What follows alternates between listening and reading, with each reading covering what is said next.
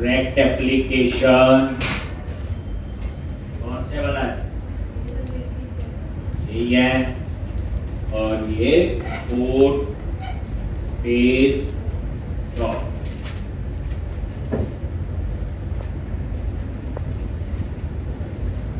एक और ये बताया था 2 फोल्डर बने हैं, सर्वर और क्लाइंट। इसके बाद सबसे पहले कमांड प्रॉम्प्ट पे गए cd सर्वर npm start, ये आपका बैकएंड रन हो गया। फिर एक और कमांड प्रॉम्प्ट cd क्लाइंट, क्या लिखेंगे? npm start। आप याद करो जब ASP.NET 4 में नेशनल पार्क वाला बनाया तो 2 प्रोजेक्ट थे ना, दोनों रन करते थे इकट्ठे, ये वही बात हो। एक अब हम लोग क्या काम करेंगे आगे?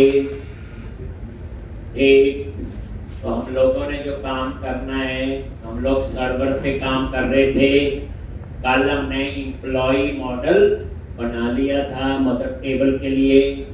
अब हम बना रहे थे सर्वर में कंट्रोलर, और यहाँ पे है employee.js। ठीक, अब यहाँ पे हम लोग create employee, update employee, delete employee, get employee यहाँ पे बना।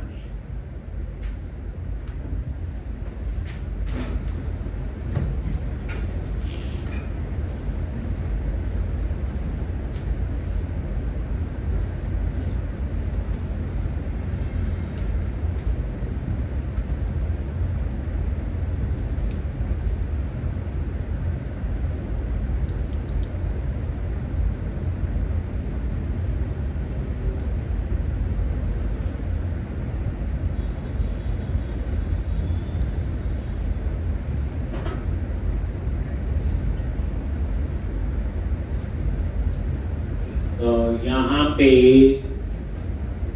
एक्सपोर्ट फर्स्ट, और एक आप बनाओगे क्रिएट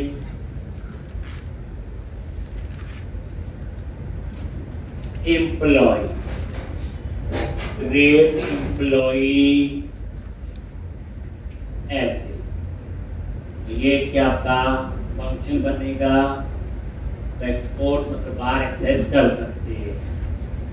अब यहाँ पे असिंक पता ही है, और इसके अंदर ऑप्शन होगी रिक्वेस्ट कॉमा रिस्पॉन्स, और ये गोज टू ऑपरेट। असिंक है तो अवेट भी लिखना पड़ेगा।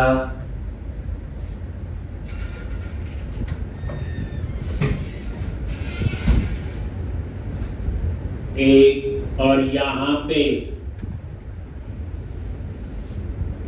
ट्राई कैच,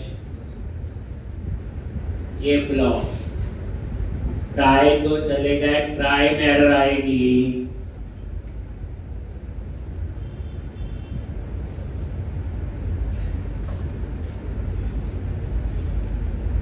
और कैच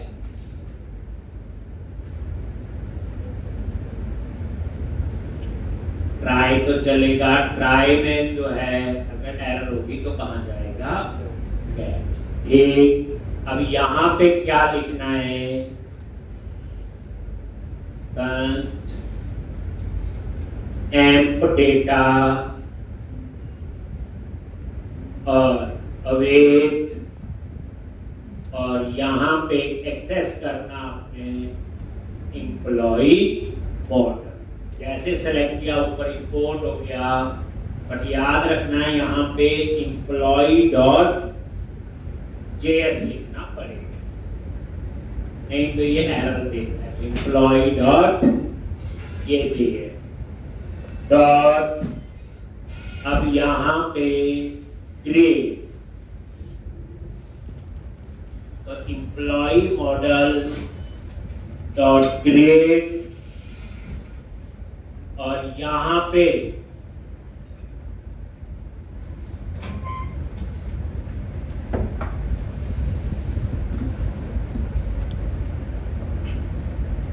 तो एम्प्लॉय मॉडल डॉट क्रिएट, ये क्रिएट कीवर्ड है, याद रखना।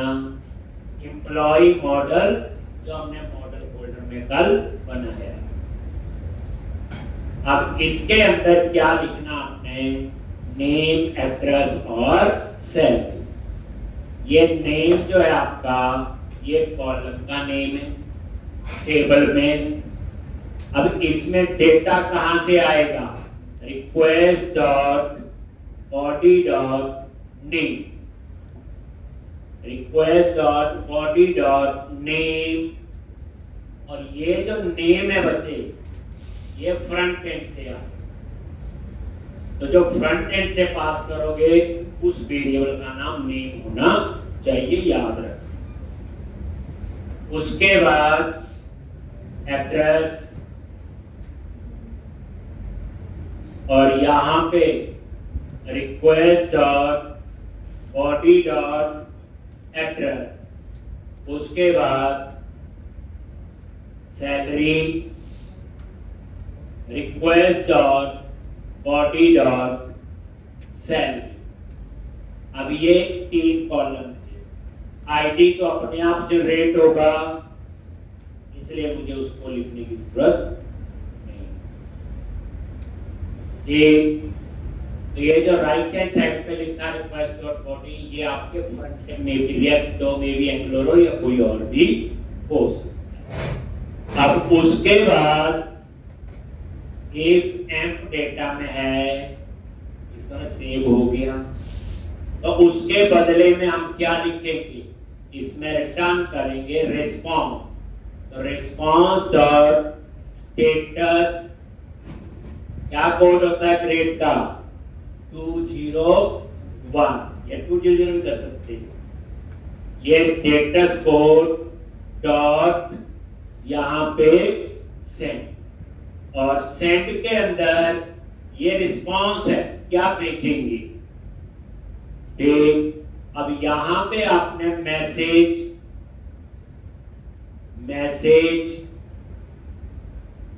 एक एम्प्लॉई क्रिएटिव,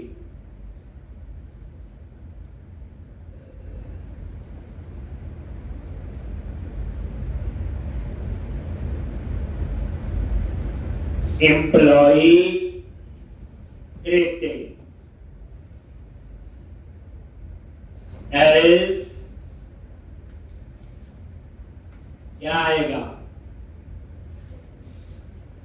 एक अगर कोई एरर है, नहीं सेव हुआ, तो रिस्पांस डॉट स्टेटस 401 या 400 डॉट सेंड, और उस केस में मैसेज, और यहां पे अनेबल टू क्रिएट एम्प्लॉय, ये बस वही रिक्वेस्ट और रिस्पॉन्स। और अगर यहां एरर आती है तो यहां पे क्या लिखना है, एक कंसोल डॉट लॉग। अगर आप एक्चुअल एरर लिखना चाहते हैं, कंसोल डॉट लॉग, तो ये ऐसे एरर जो वेरिएबल है क्वेश्चन मार्क डॉट मैसेज, नहीं तो आप यहां लिख सकते हो फेल टू सबमिट डेटा, अपना मैसेज देना हो। ये एक्चुअल में क्वेश्चन मार्क है, नल के केस में कहीं एरर। तो ये था बच्चे, क्या कोड था ये, क्रिएट एम्प्लॉय।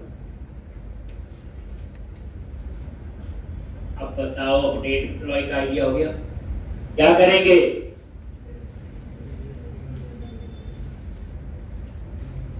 बस इसमें एक आईडी एक्स्ट्रा पास होगा, क्योंकि अपडेट में भी हमें आईडी चाहिए है। ठीक, तो अब यही कहानी कॉपी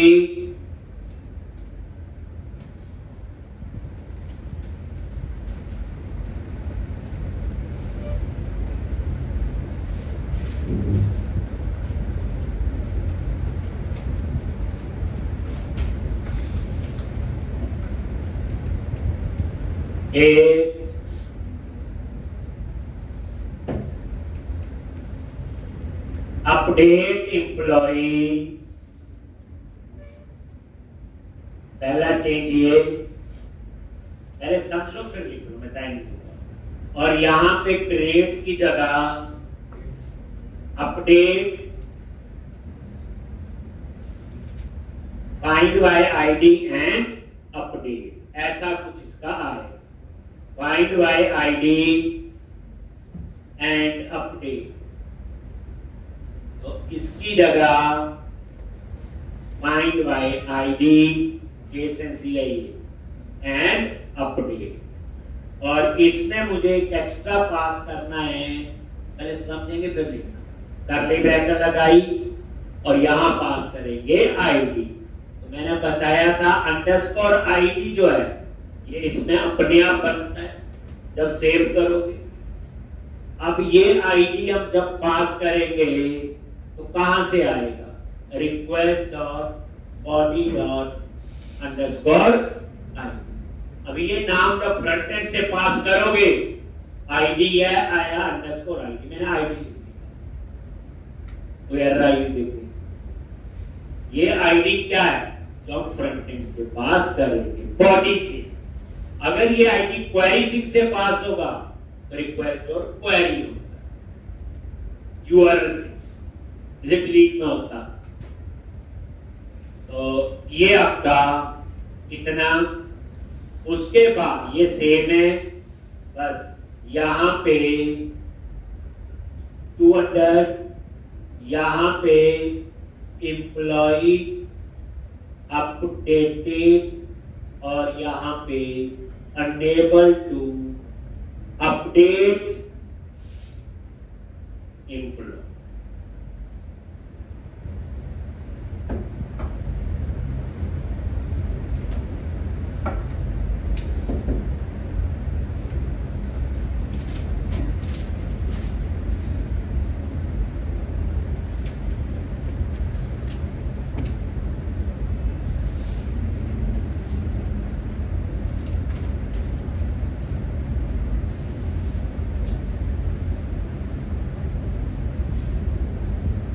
एक unable to update employee। ठीक, तो ये था आपका अपडेट का, लिख लो बस हो गया। ऐसे ही बनेगा डिलीट एम्प्लॉय, उसमें सिर्फ आईडी पास करना होगा।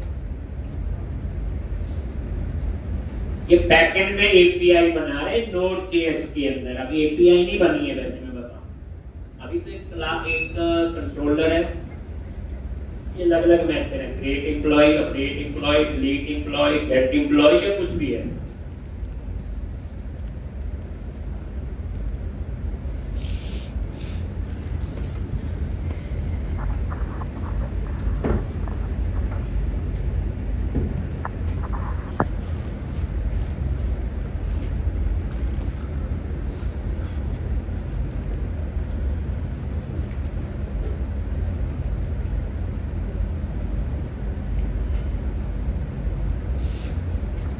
और डिलीट एम्प्लॉय का नाम डिलीट एम्प्लॉय होगा। यहाँ find by ID and update की जगह आएगा डिलीट वन, और उसमें सिर्फ आईडी होगा, ये कुछ नहीं होगा।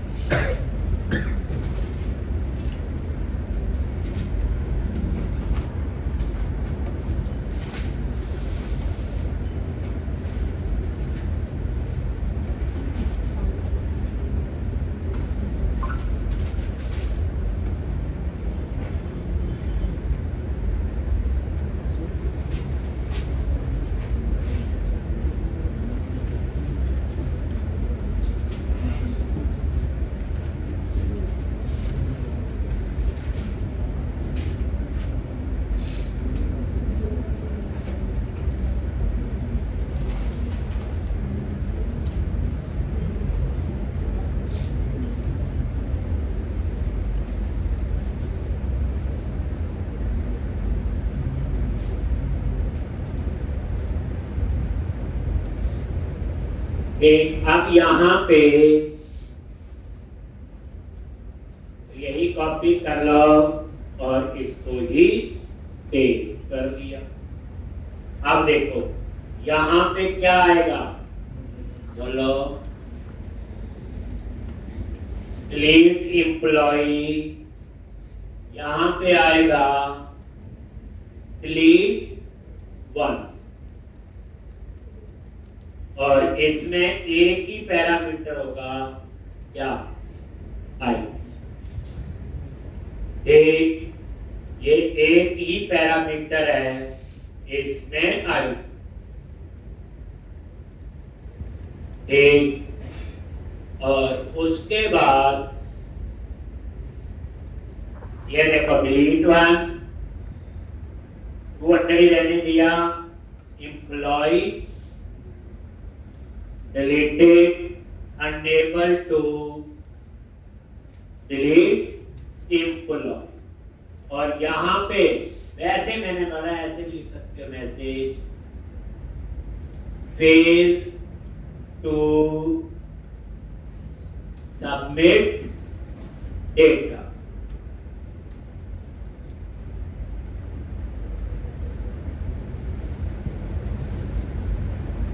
फेल टू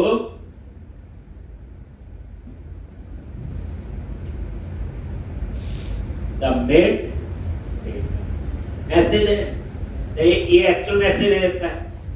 तो यहां पे आप अपनी मर्जी का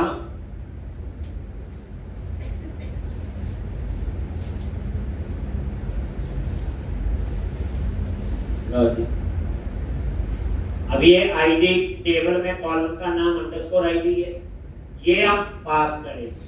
अब ये जो पास करेंगे वो नाम होगा, यहाँ आईडी भी हो सकता है, ये कुछ भी हो सकता है। तो ये बन गया आपका डिलीट एम्प्लॉय।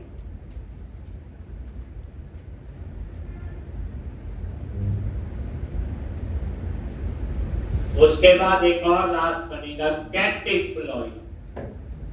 गेट एम्प्लॉयज किसके लिए है, बोलो,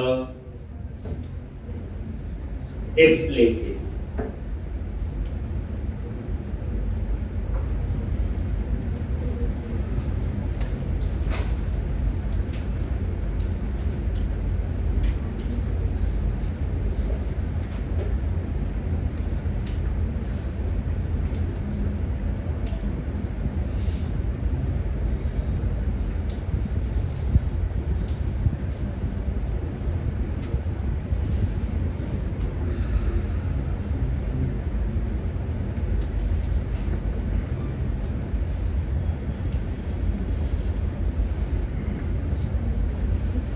एक अब यहां पे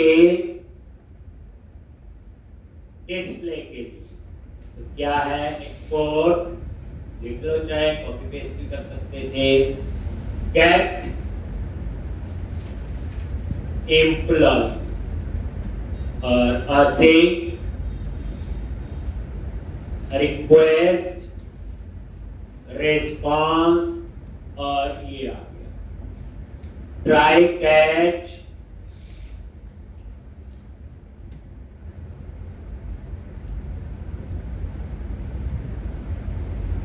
ट्राई ब्लॉक तो आपका चलेगा। अब यहां पे क्या लिखेंगे, const emp data await employ model dot find, ये होता है डिस्प्ले, बस। एक और इसमें जो डेटा आया है तो रिस्पांस डॉट स्टेटस, और यहां पे लॉजिक सेंड, और ये कर्ली ब्रैकेट में लॉजिक। इसमें चेक करने की जरूरत नहीं, अगर नहीं डाटा होगा तो खाली आ जाएगा। एक और यहां पे एरर, अगर कोई एरर है तो फेल टू, बस। तो एम्प्लॉय मॉडल तैयार हो गया। ऐसे स्टूडेंट का बनाना होगा, create student, update student, delete और गेट स्टूडेंट बन जाएगा। तो डिस्प्ले के लिए फाइंड लिख के यार डिलीट के डिलीट वन, अपडेट के लिए find by ID and update और डिलीट के लिए डिलीट वन, क्रिएट के लिए क्रिएट। अब हमने असली एपीआई तो बनानी है, ये तो एक स्ट्रक्चर है। पहले मॉडल फोल्डर बनाएंगे, 15 मॉडल बना लिए रिक्वायरमेंट के साथ, कंट्रोलर फोल्डर बनाएंगे, फिर ऐसे ही 15 कंट्रोलर बना लेंगे, इतने मॉडल उसके हिसाब से ये। अब नेक्स्ट जो है असली एपीआई तो तभी बनती है जब गेट पुट पोस्ट होगा। तो वो कोड हम लिखेंगे index.js फाइल, मेन फाइल तो वो है, ये तो स्ट्रक्चर है। अब जिनको ये स्ट्रक्चर नहीं पता, जो ये कोड मैंने लिखा है एम्प्लॉय वाला है वहां लिखेंगे। अब एक आधा मॉडल हो तो कोई अर्ज नहीं, लेकिन प्रोजेक्ट में 100 मॉडल हो तो, क्योंकि index.js फाइल तो आपकी एक। तो इसी तरह से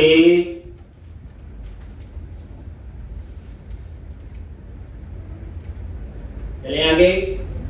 चलो अब आ जाओ आप index.js फाइल, और यहां पे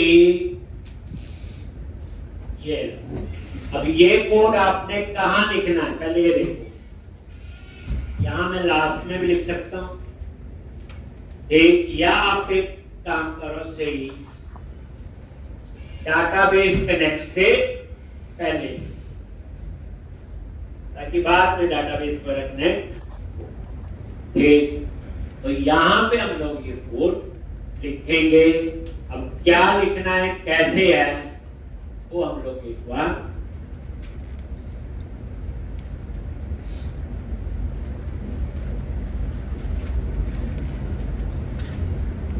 तो यहां पे ऐप डॉट पोस्ट, सबसे पहले यूआरएल स्लैश एम्प्लॉय, और यहां पे किसको कॉल करना है आपने, बोलो ग्रेट एम्प्लॉय।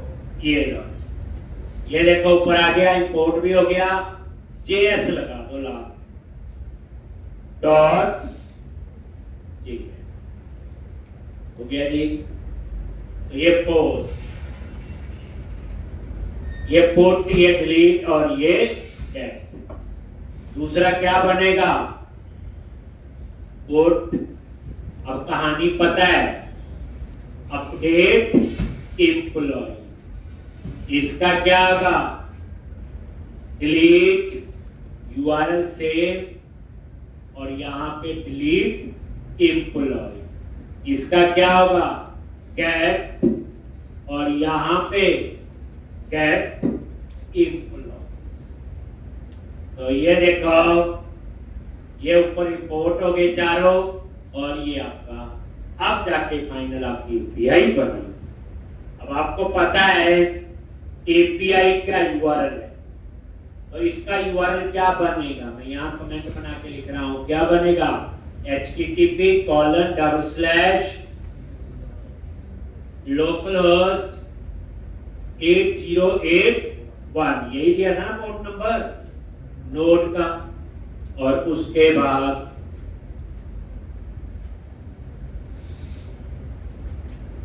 एम्प्लॉय,